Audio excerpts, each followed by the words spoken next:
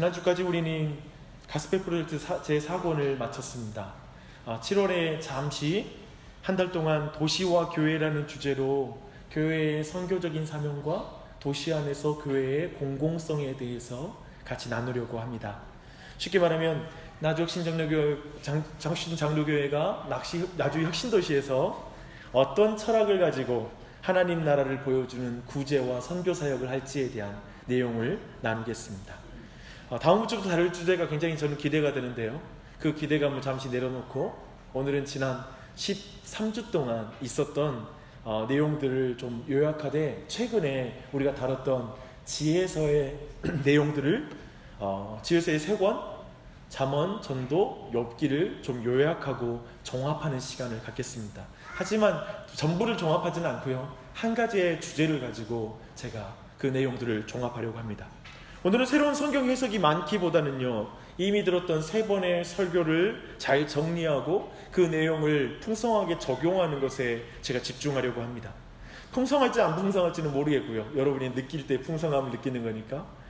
이 시간을 통해서 지혜서가 말하는 잘 사는 삶이 무엇인지 풍성하게 이해함으로 자신의 삶을 돌아보고요. 그리고 어떻게 잘 살아야 될지를 다짐하며 나아가는 시간이 되길 바랍니다. 우리는 3권의 지혜서가 답하고 있는 질문이 무엇인지 반복적으로 살펴봤습니다. 이 지혜서가 답하고 있는 질문은 이거예요. 우리가 살고 있는 이 세상은 어떤 세상인가? 그리고 그 세상에서 무엇이 좋은 삶인가? 잘 사는 것인가? 그리고 어떻게 그 좋은 삶을 살 수 있는가?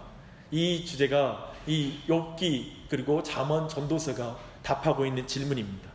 근데 3권의 책 모두 매우 독특한 관점으로 이 질문에 대한 답을 해주고 있습니다. 그 독특한 관점을 한번 잠시 정리해 볼게요.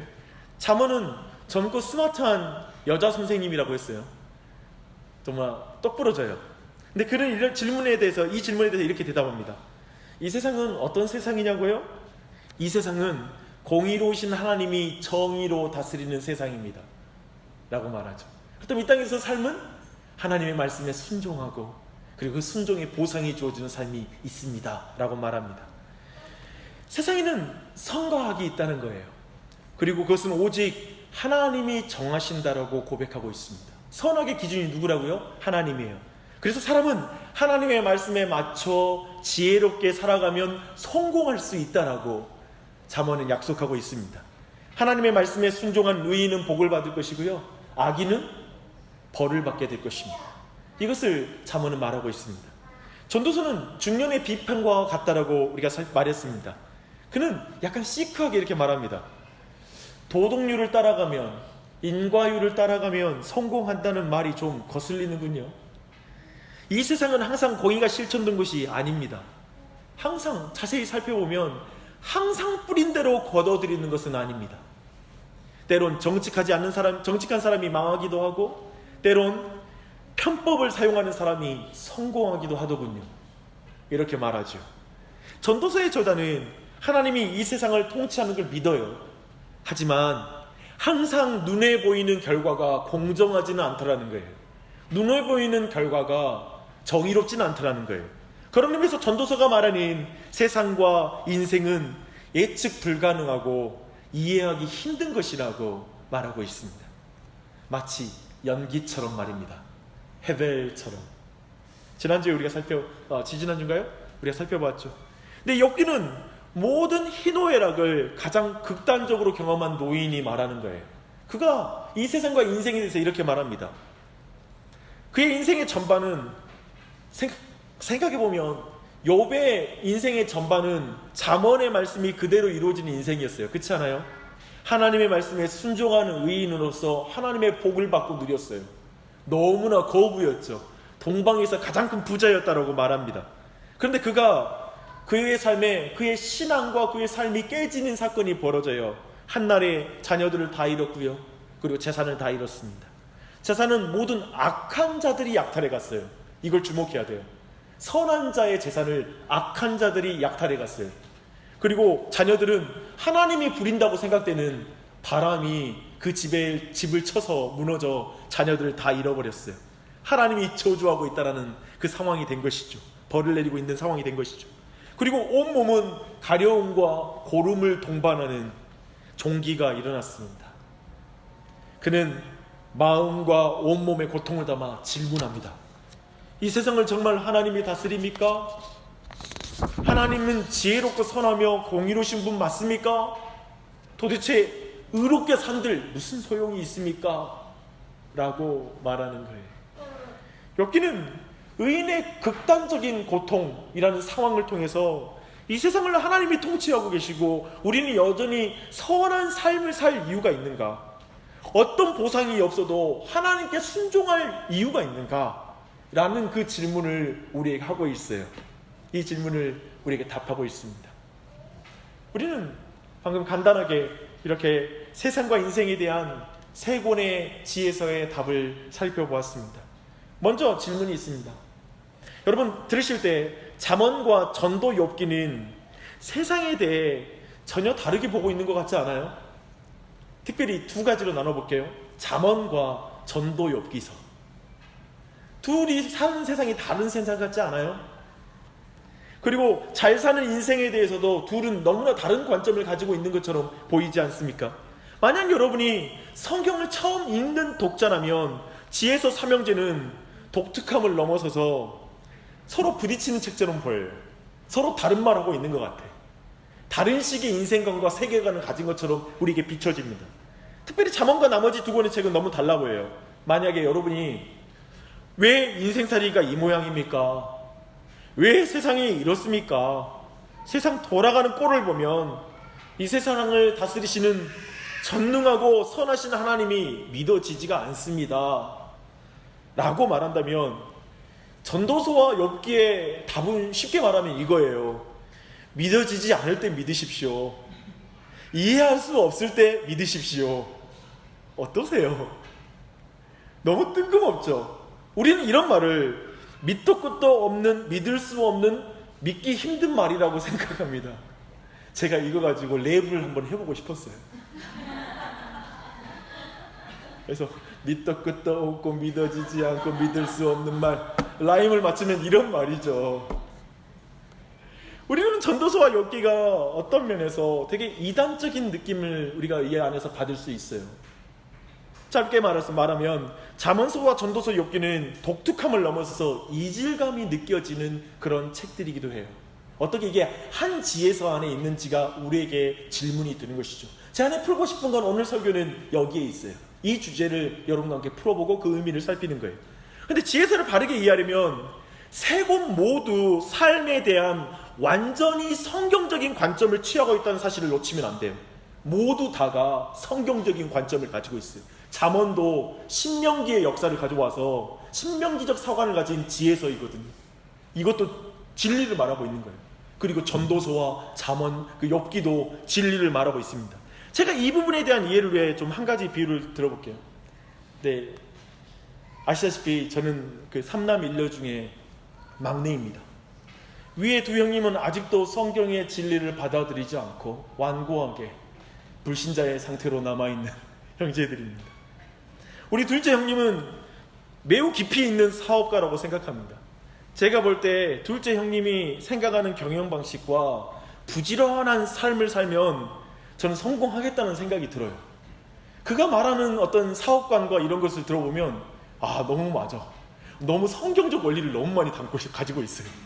어쩜 이렇게 성경의 원리를 믿지 않는 자가 이렇게 충실하게 행할까 싶을 정도로 일상생활에 그가 생각하는 방식과 판단력은 너무나 탁월해요. 저렇게 치밀하고 논리적이고 성실하게 사는 사람이 실패하는 것도 쉽지는 않겠다라는 생각을 갖게 하는 인물이에요. 그래서 참 잘 돼요, 삶이. 그래서 우리 둘째 형님은 인생의 원리를 따라서 행하면 성공할 수 있다는 잠언의 구조, 인과율적인 구조를 분명하게 확신하는 사람이에요. 그래서 자기는 뭐든지 하면 된다는 거예요. 생각해 보십시오. 이제까지 해서 안 된 게 없었거든요. 그렇게 살고 그렇게 판단하고 하면 대부분의 일이 성공되게 돼 있어요. 그렇게 보여요. 둘째 형님은 분명히 무신론자이지만 이 세상에 하나님이 주신 인생의 원리, 인과율을 충실하게 따라서 살아가는 그런 사람입니다. 사업가입니다. 그런데 우리 큰형님은 다릅니다. 그는 뼛속까지 공무원 스피릿을 가지고 태어난 사람입니다. 전혀 사업을 하면 무조건 망할 것 같은 그런 형입니다. 그래서 우리 큰형님은 대학 졸업 후에 한동안 공무원 시험을 계속 치렀는데 계속 떨어졌어요. 그러면서 참 우리 큰형이 염세적인 사람이 됐어요. 지금도 마찬가지예요. 얼굴빛부터 달라요. 조금은 중년의 비평가와 같은 인생관, 좀 전도서적인 인생관을 가지고 있어요. 해도 안 된다는 거죠. 안 될 수 있다는 거예요. 문제는 집안의 중요한 문제로 형제들이 모여서 서로의 견해를 나누면 두 사람이 확연하게 다르다는 거예요. 둘째 형님은 문제의 원인 파악 굉장히 빨리 해요. 그리고 그에 따라서 가족들마다 어떤 행동의 원칙을 취하면 이 문제를 이렇게 극복할 수 있다는 게 그냥 순서대로 플랜이 나와요. 그러나 큰형님은 문제의 원인엔 동의해요. 하지만 아버지와 어머니 그의 형제들도 그의 행동 원칙에 따라서 살 수 없는 자질과 기질을 가지고 있으니 그냥 욕심 부리지 말고 문제를 관리하는 수준으로 문제를 해결하자라고 생각해요. 이해되죠? 우리 인생에 딱 있죠? 저는 가족회의가 끝나면 두 분에게 전화를 또 한 번 받습니다.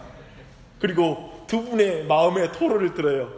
둘째 형님은 큰형님이 뻔한 답이 있는데 그것을 행하지 않으니 우리 집의 문제가 해결이 안 되는 것이다. 늘 쳇바퀴 돌듯이 또 문제 발생하면 또 모이고 한다. 이게 문제다 라고 말합니다. 큰형님은 이렇게 말해요. 둘째 형님이 말하는 그 뻔한 답을 누가 모르겠냐. 그건 뻔한 답이다. 하지만 둘째 형은 하나만 알고 둘을 모른다. 아직 인생을 모른다. 사람이 답대로 되냐? 그 말을 듣습니다. 제 입장은 뭐냐고요? 제 입장은 이거예요. 둘 다 틀린 게 아니라 둘 다 맞다는 게 제 입장이에요. 둘 다 인생의 중요한 문제를 답하고 있어요. 그리고 저는 매우 구체적으로 이 문제를 해결하는 방식도 알겠어요. 저 두 사람 안에 어떤 식으로 대화를 하면 풀리지 않을까 생각이 되는 지점들이 있어요. 오늘 설교 중반부에 가서 한번 그 주제를 좀 다루겠습니다. 제가 굳이 저희 가족의 이 부끄러운 이야기를 예로 들어 설명하고 싶은 그 내용이 있습니다. 지혜서 3권을 우리는 서로 대립하는 것이 아니라 모두 성경적인 관점을 가지고 있다는 걸 말하기 위해서 제가 굳이 이 이야기를 했습니다. 우리는 삶에서 분명히 경험하는 게 있어요. 이 방식만이 성경적이라고 고집하면 대화가 되지 않아요. 내 방식이 성경적이라고 생각하면 다른 사람의 말을 듣지 않아요. 성경적이지만 굉장히 다른 방식이 있는 게 가능하다라는 것을 인정할 때 우리는 자신의 생각을 내려놓을 수도 있고요. 상대 이야기를 들을 수도 있는 거예요.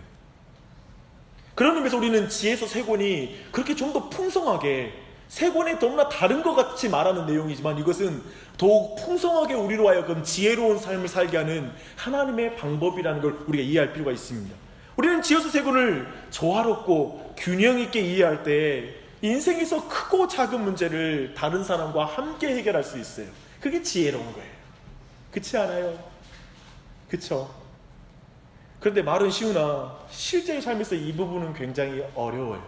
우리는 기본적으로 이 의견들이 조금 다르면 서로 상대가 틀렸다고 말하는 본성이 있습니다. 오늘 전도서와 관련해서 이 지혜서와 관련해서 내용과 한번 살펴볼게요. 욥기 2장 9절을 한번 보십시오. 욥이 지금 온몸에 종기가 났어요.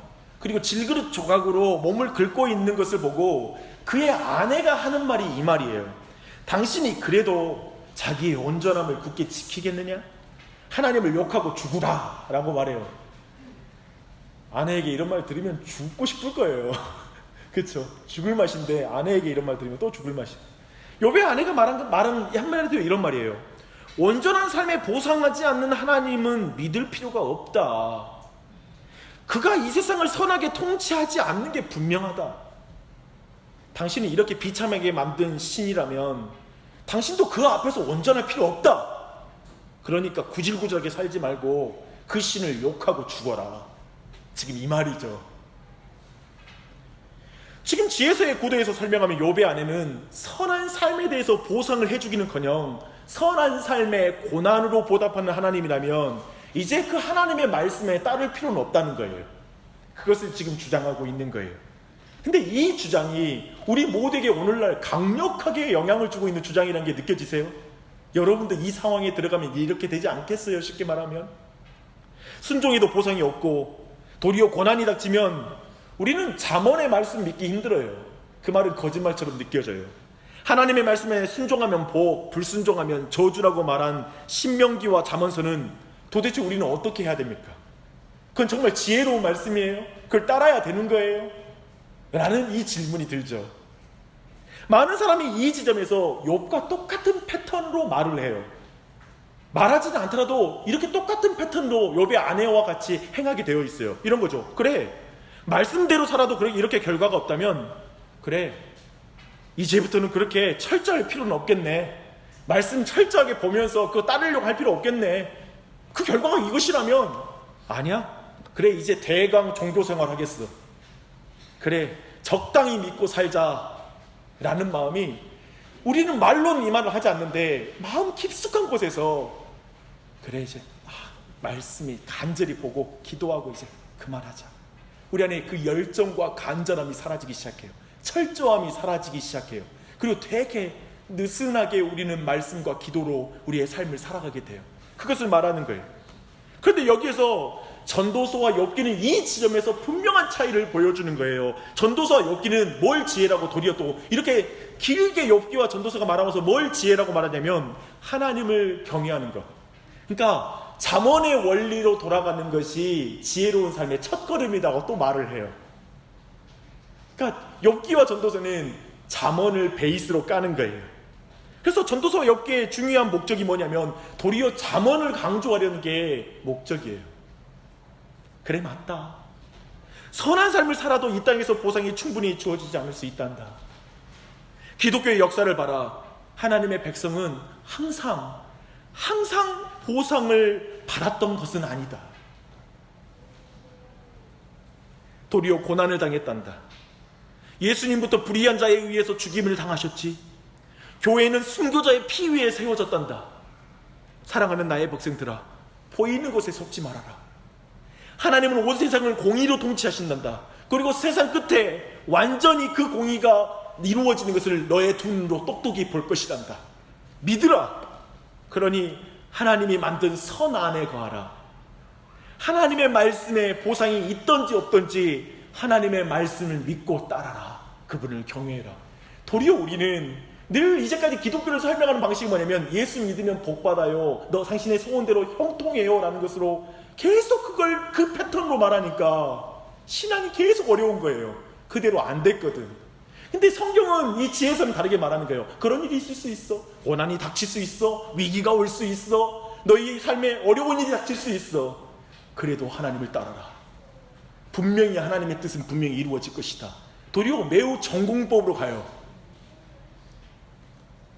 인생이 불분명하고 의인이 고난을 청하는 상황 속에서 전도서와 욥기는 모두의 지혜의 여정이 하나님을 경외하는 것으로 시작한다라고 말하고 있어요. 잠언서 1장 7절 한번 보십시오. 여호와를 경외하는 것이 지식의 근본이거늘 미련한 자는 지혜와 훈계를 멸시하느니라. 잠언서 31장 30절에는 현숙한 여인을 통해 지혜의 근원을 이렇게 말해요. 고운 것도 거짓되고 아름다운 것도 헛되나 오직 여호와를 경외하는 여자는 칭찬을 받을 것이라. 안티에이징도 헛되고 성형수술도 헛되나 오직 여호와를 경외하는 것이 여자가 칭찬받는 것이다 라고 이렇게 말하고 있습니다. 전도서 12장 13절 14절에는 또 이렇게 말해요. 일의 결국을 다 들었으니, 이게 끝이거든요. 마지막 절이에요. 일의 결국을 다 들었으니 하나님을 경외하고 그 명령들을 지킬지어다. 지금 잠언을 행하라는 거예요. 잠언으로 돌아가라. 인생 헛된 거 다 받지 않느냐. 그러니 잠언으로 돌아가라. 이것이 모든 사람의 본분이니라 라고 말하고 있습니다. 지금 잠언과 전도서를 통해서 하나님을 경외하는 것의 의미를 우리는 분명하게 여기서 파악할 수가 있습니다. 하나님을 경외하는 것은 하나님이 만드신 선과 악의 정의에 대한 존중이 하나님을 경외하는 거예요. 그래서 말씀 봐봐요. 그래서 잠언의 1장 7절은 하나님을 경외하면 뭘 따른다? 하나님의 지혜와 훈계를 따른다. 말씀을 따른다는 거예요. 이게 연결되는 거예요. 또 전도서는 하나님을 경외하면 그의 명령을 어떤다? 지켜 행한다.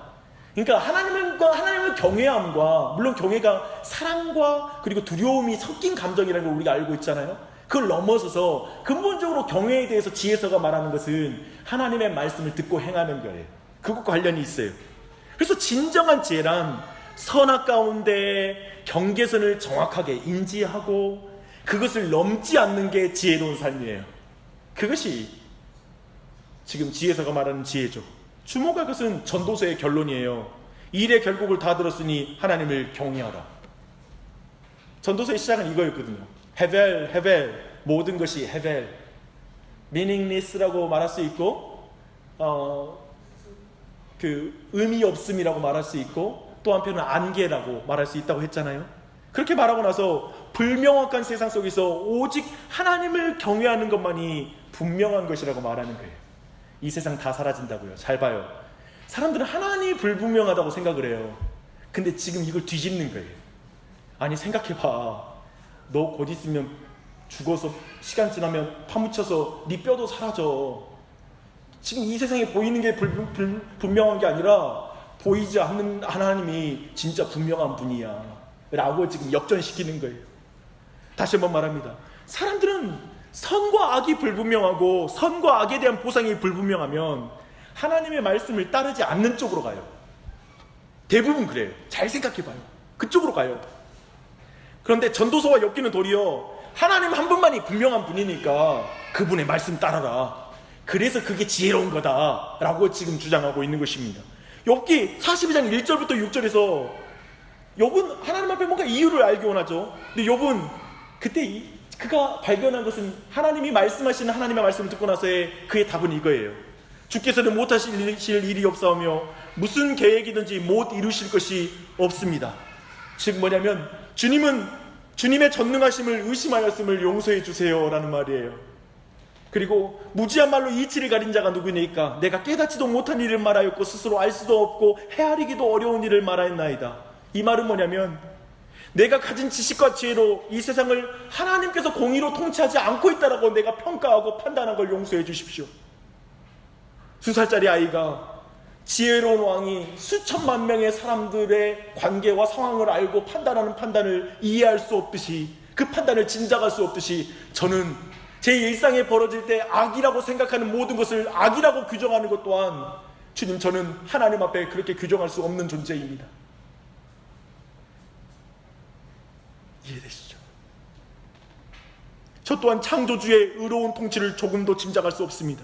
저는 오직 창조주 하나님 그리고 구원자 하나님을 믿습니다. 그리고 보상은 내가 어떻게 할 수 없으나 내게 주어진 분명한 하나님의 말씀을 순종하는 것은 내가 순종하기를 원합니다 라고 대답한다고. 이것이 전체가 지혜서의 맥락으로 이해하시면 돼요.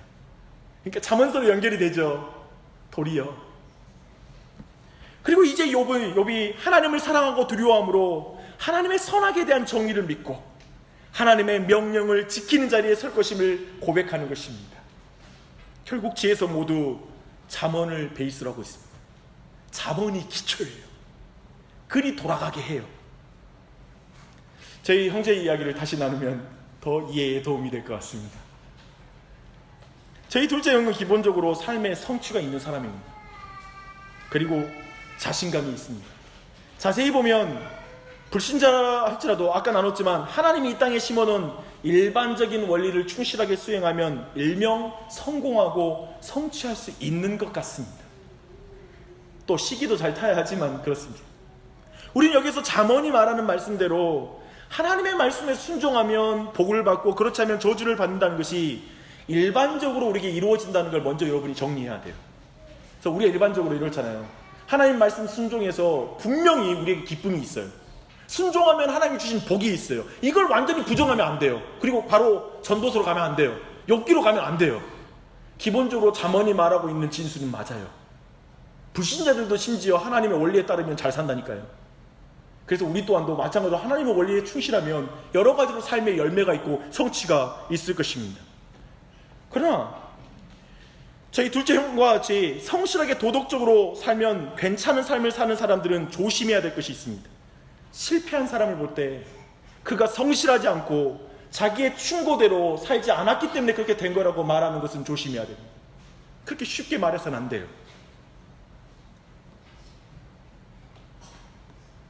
자신의 충고대로 행하지 않았기 때문에 그렇게 안 됐다라고 말하는 건 위험한 말이에요. 한편 제가 좀 더 보고 싶은 건 저희 큰형과 같은 캐릭터들입니다. 뭐냐면 누가 안 해봤냐? 누가 그걸 그런 답 모르나? 좀 뻔한 말 좀 그만해. 답 늘어놓는 사람들이 제일 얄미워. 이게 제가 볼 땐 많은 사람에게 있는 사고방식이고, 특별히 신앙으로 들어오면 거의 99%가 이쪽이에요. 이해돼요? 일반 생활은 굉장히 자신 있게 할 자신이 있는데 신앙생활로 오면 이 말 나와요. 꼭 저도 기도해봤는데요, 노력해봤는데 안 돼. 이 부분은 또 어떻게 안 되거든, 자기 힘대로. 그래서 이 말에 대부분의 신앙적 고백이 여기 안에 담겨 있습니다. 여기서 결정적인 문제는 이제 답을 행하는 시도를 하지 않겠다라는 반감이 있다는 거예요. 이해되세요? 이제 그거 안 하겠다는 거야. 답을 잠언으로 안 가겠다는 거야. 잠언 식상해라는 말부터 나와요. 지금 욥기와 전도서는 지금 이 지점에서 동의하지 않는 거예요. 보상이 주어지던 그렇지 않던 원리에 충실하라는 거예요. 이게 성경이 우리에게 요구하는 거예요. 하나님의 말씀 붙잡고 살아야 된다는 거예요. 보상이 있던 없던, 고난을 당하던 그렇지 않던, 여러분이 부자가 되든 그렇지 않던 원리에 충실하라는 거예요. 그리고 도리 이 원리에 충실하도록 욥기와 잠언이, 전도서가 우리의 감정을 만져주고 있어요. 욥기는 여기서 많은 지혜를 주고 있습니다. 욥기의 지혜를 따르면 이렇게 우리가 대화할 수가 없어요. 당신이 그러니까 계속 제자리 걸음이지. 부부 사이에도 이런 말 하기도 하고 다른 자녀들에게도 이 말 하잖아요. 너가 그러니까 계속 제자리 걸음인 거야. 늘 그 패턴을 벗어날 수 없는 것이지. 제발 말만 번지르르게 하고 철학자처럼 말하지 말고 행동 하나라도 해. 설거지 그냥 하나라도 해. 답답한 인생아, 나 안 바뀌어. 말만 맨날 해. 뭐 바뀐 거 하나라도 있어? 그렇게 말하는 사람도 안 바뀌었어요. 이렇게 말하면 또 여기에서 반대로 치죠. 이런 말이 나와요. 욥의 새 친구처럼 말하는구먼. 누가 답을 모르니? 누가 안 해봤니? 너는 운 좋게 됐겠지. 하지만 나의 경우는 다르다고. 왜 나를 너의 박스에다가 놓고 너에게 가두려고 하지? 그냥 나의 삶을 공감해주면 안 돼? 그냥 나는 같이 울어주는 사람이 필요하다고. 이러면 또 답이 안 나와서 더 싸우죠. 욥기는 지금 둘 모두의 자세를 교정하는 거예요. 지금 지혜서는 이 둘 모두를 교정하고 있어요. 전자에게는 사람을 쉽게 판단해서는 안 된다는 것이고요. 그리고 자신의 성공과 방법으로 다른 사람을 판단하고 정죄하지 말라는 거예요. 물론 후자에게도 교훈을 줘요. 전자를 깊이가 없다고 무시하지 말라는 거예요. 자신의 실패로 성공을 판단하면 또 안 돼요. 그거 아세요? 사람은 자신의 성공으로 다른 사람을 판단하는 오류가 있지만 또 한편에 자신의 실패로 다른 사람의 성공을 판단하는 오류도 있어요. 도리어 우리 형제의 경우를 한번 보십시다. 저는 우리의 형제의 경우에 도리어 문제에 대한 대책이 성공하던 성공하지 않던 하나님의 원리를 행하자로 가야 돼요. 이해되세요? 지금 큰형은 정답 모르냐? 하고 안 하잖아요. 한쪽은 이렇게 하면 된다고 말하잖아요.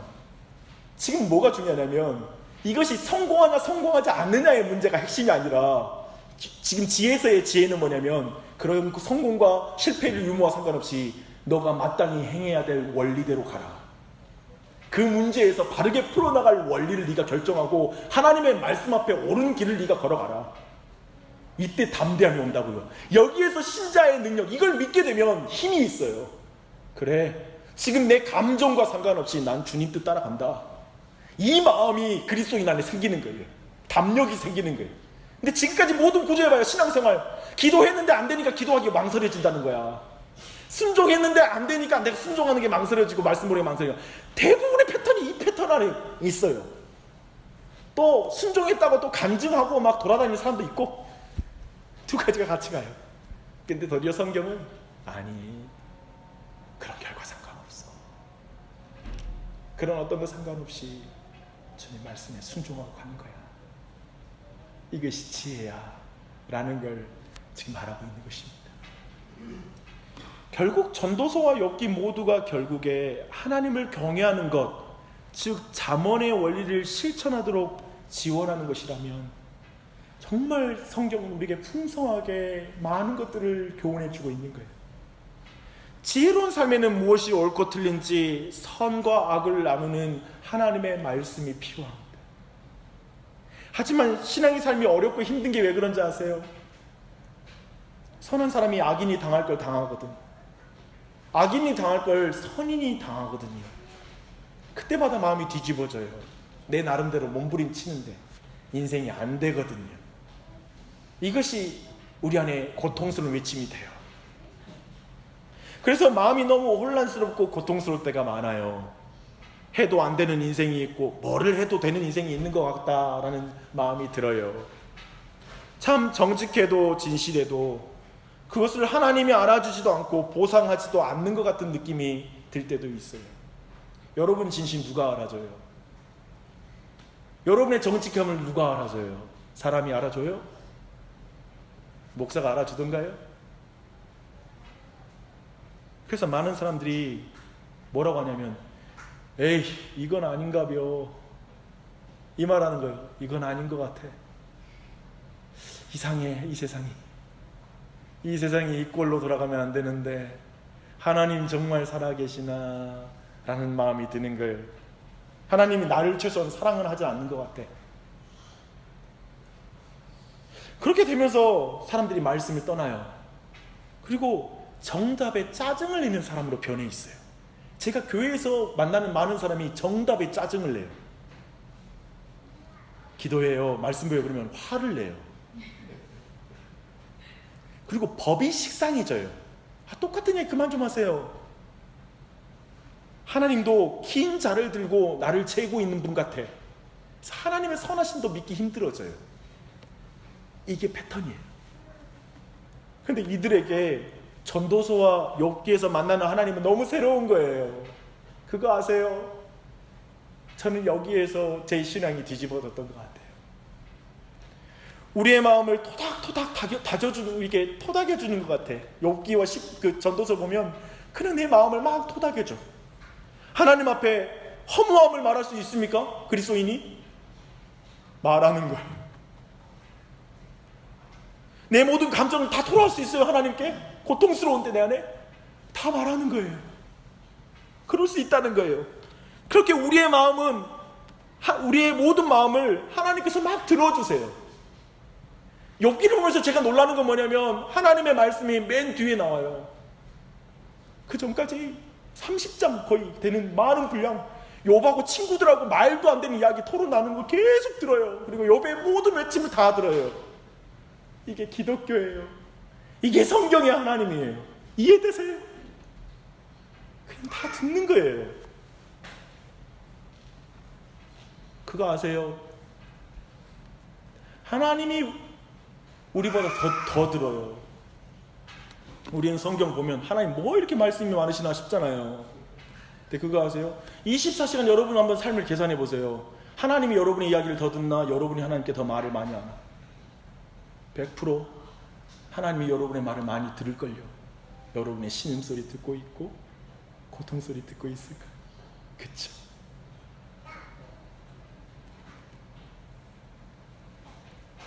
그렇게 하나님은 우리의 마음을 토닥여주는 거예요. 우리 그럴 때 화나잖아요. 안 되는데 정답만 말하는 사람 만나면 화나잖아요. 거기서 정확하게 하나님은 욥기와 전도서를 통해 마음을 토닥여주는 거예요. 아주 생각을 깨는 거예요. 거기에서 고정된 생각, 내가 못해서 하나님이 이렇게 대하시는 거야 라고, 그냥 내가 죄지어서 이 고통 당하지 라고 거기에 막 머물러 있는 인생에게 와서 망치로 꿍 때리는 거예요. 정신 차려 이놈아, 난 그런 하나님이 아니야.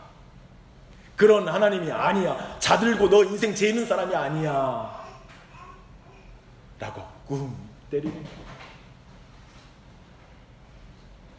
그런데 결론은 어딘지 알아요? 우리 마음 다 만져주고 어디로 이끄냐면 다시 말씀 지키자, 내 말 지켜라 라고 가는 거예요.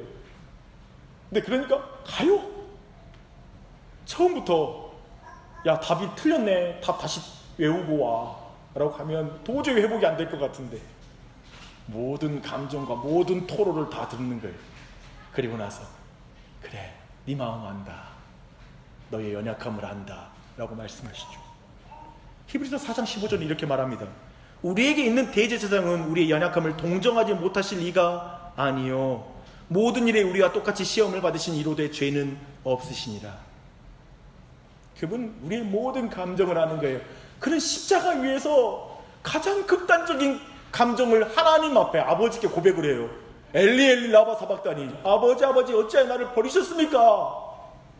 상상이 되세요? 삼위일체 하나님 사이에 이 표현이 있는 거예요. 이 예수님을 의지할 때 우리의 말도 안 되는 감정 하나님 들으세요. 제가 신앙하면서 느끼는 신앙생활의 가장 큰 딜레마는 거기였어요. 내가 죄짓고 내가 잘못해서 고통당할 때 하나님 앞에 감정을 말하는 게 어려웠어요. 그렇지 않아요? 솔직히 말하면 우리 모두의 대부분의 감정과 고백, 하나님 앞에 막 토로하고 싶은 고백을 하려고 하면 내가 이런 일 당하도 싸는데 하나님 앞에 왜 원망을 해? 하면서 내가 내 입을 막아요. 내 감정을 딱 잡아요. 근데 저는 이렇게 믿는 거예요. 이 예수 그리스도, 내 모든 걸 채울하신 예수 그리스도의 이름을 믿으면 내 그 불완전한 감정도 하나님께 고백할 수 있다는 거예요. 생각해보면, 따지고 보면 내가 이렇게 하나님 앞에 원망할 수도 없고 하나님 앞에 원망보다는 내가 불평할 수 없는 것들이 많거든. 나 슬프고 아프다라는 말도 말하는 게 부끄럽거든. 다 내 탓이니까.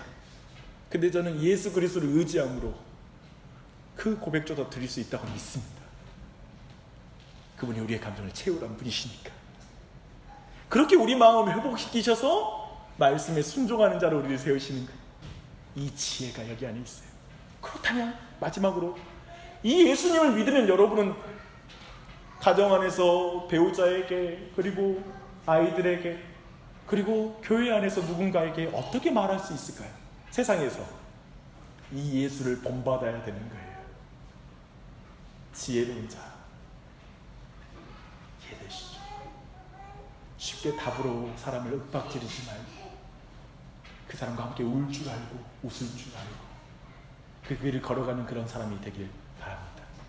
그래서 오늘 내용의 전체적인 내용 가운데 다시 한번 여러분 마음 가운데 위로가 되었으면 좋겠고요. 여러분의 다시 한번 내가 말씀 쫓아야 되겠다. 다시 내 안에 말씀에 순종한 삶. 내가 계속 거절하고 내가 분명히 죄인 줄 알면서도 내가 계속 고집하고 있고 그런 태도와 패턴 속에 내가 살고 있는 내 모습이 있다면 회개하자. 돌이키자. 이것 내 안에 머물면 안 돼. 하나님 말씀으로 돌아서자 라는 그 마음을 고백하는 시간 되기 바랍니다. 아멘. 기도하겠습니다. 하나님 아버지 감사합니다. 오늘 이 시간 우리에게 허락하여 주셔서 주님의 말씀 듣게 해주시고 지혜서의 내용들을 정리하고 요약할 수 있게 해주시니 감사합니다.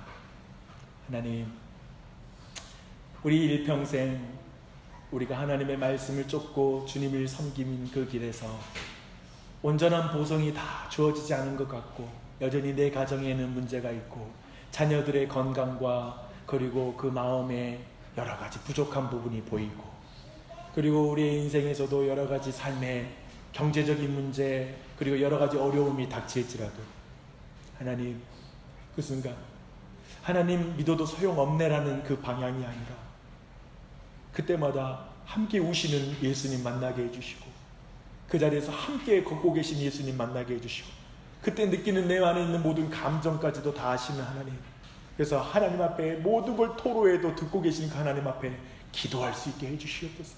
주님 의지하게 하여 주시고 그 주님을 만날 수 있게 하여 주시옵소서.